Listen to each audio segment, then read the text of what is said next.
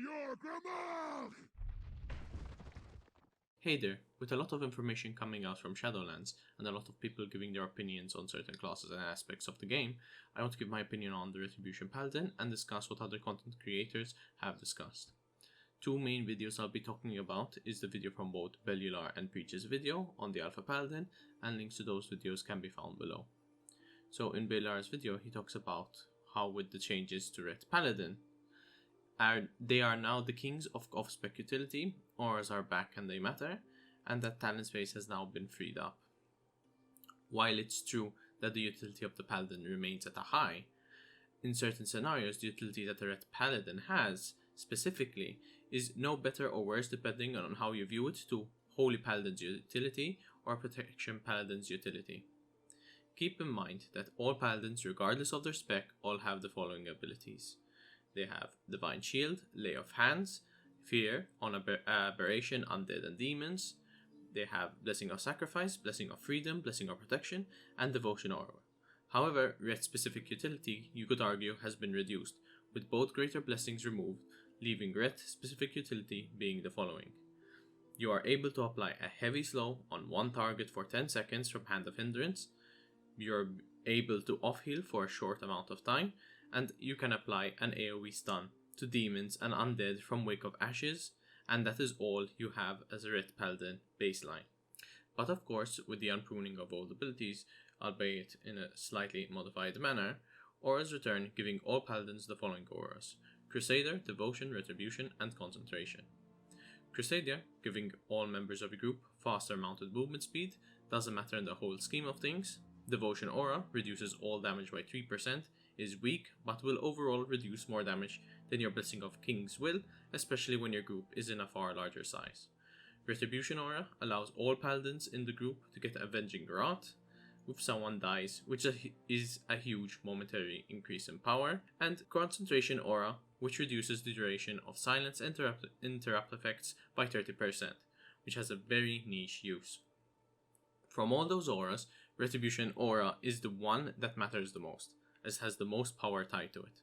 However, it is a selfish aura that is only Paladin specific, and it incentivizes the Paladins to not use all their tools, or any, if possible, to save the member if it means that they can have their main cooldown up more frequently, as long as it does not wipe the group in the first place, because then it will be pointless. Something Bellular talks about with now Red Paladins being able to off-tank for a short amount of time, thanks to the Shield of Righteousness being baseline, even for a couple of seconds, is also something completely unrealistic. The way Paladins off-tank now is the same way they will off-tank in Shadowlands, simply popping a bubble and taunting the boss, or simply attempting to just kite it. The defensive options for Red Paladin have pales in comparison to what other classes such as Fury Warrior or Feral Druids can do, as they have a percentage damage reduction cooldowns if you are a druid, while Red Paladin simply has a Shield of Vengeance as their only damage mitigation tool. As such, I do not see Red Paladins off-tanking any better than they do at the moment. Now, looking at the other abilities introduced for the Retribution Paladin, Wake of Ashes, Hammer of Wrath, and Consecration are now available to the Paladin to mete out justice. While Hammer of Wrath and Wake of Ashes are a welcome addition to the Ret toolkit, Consecration is in a bit of an awkward place, as it does not award holy power for its use, and does less single target damage than a Crusader Strike, which we should expect since it's an AoE ability. However, it's the AoE ability that is objectively the lowest AoE damaging ability in the game currently.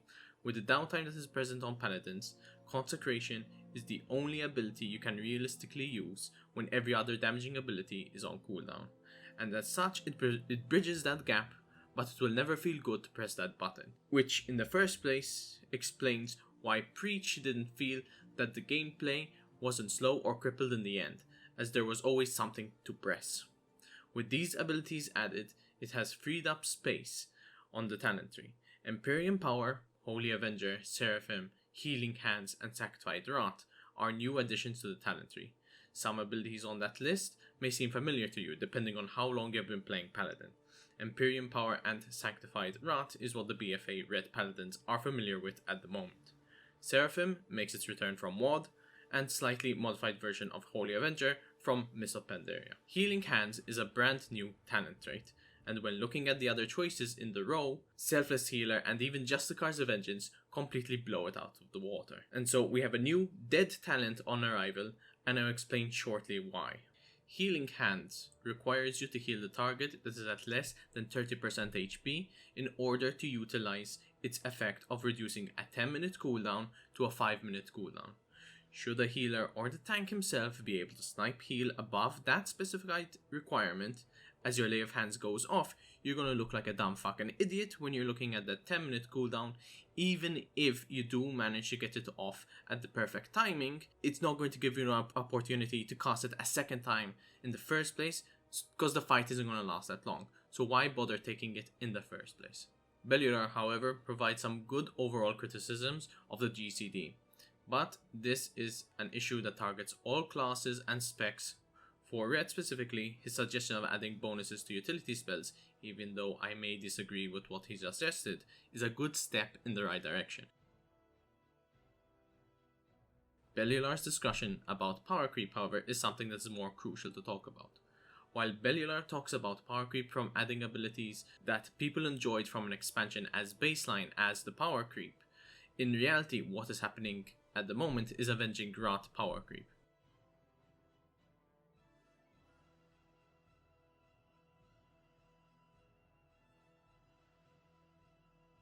Currently, it feels best when having Avenging Wrath active, as it allows the use of Hammer of Wrath freely, Light's Decree allows additional small amounts of AoE damage when spending Holy Power, and also extends the duration, increased mastery from Avenger's Might, and random procs from Vision of Perfection.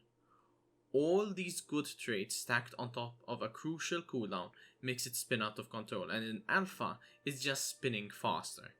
Light's Decree added as a talent, just renamed to Sanctified Wrath. Hammer of Wrath is baseline, and you get a free Avenging Wrath when people die, lasting up to 15 seconds with the correct talent choices. Stop building upon Avenging Wrath, and instead build upon other areas of the Paladin. Holy Power Spenders, Holy Power Generators, and add some interesting choices to modify Consecration as a talent. Some examples I can include is the following. One within the Light, your Consecration is now attached to your character, and every time Consecration deals damage, it weakens the enemies, increasing the holy damage they take from one within the light by 5%, lasts 1.5 seconds, and stacks up to 10 times, generates 1 holy power. Or perhaps you want players to plan their placement of Consecration, so perhaps something like this might fit the bill. Teachings of Purity, casting Divine Storm, Templar's Verdict, or Word of Glory while standing on Consecration causes your Consecration to burst with light. Consecration deals an additional X amount of holy damage to all enemies standing on Consecration when you cast Templar's Verdict or Divine Storm, or healing all allies standing on Consecration for X when you cast Word of Glory. There are a lot more suggestions that I can give, but with this just being an alpha and a lot of things not set in stone yet, I just want to talk about Red Paladin from my experience based on what we can see currently. In the end, the overall assessment of both Preach and Bellular's video is correct. Ret at their core has no significant changes, and while some abilities have been buffed and others have been nerfed, the gameplay and playstyle remains for the most part the same way in how we experience Paladin in BFA currently. I hope that you're all doing fine, and I hope to see you in my next video. See you.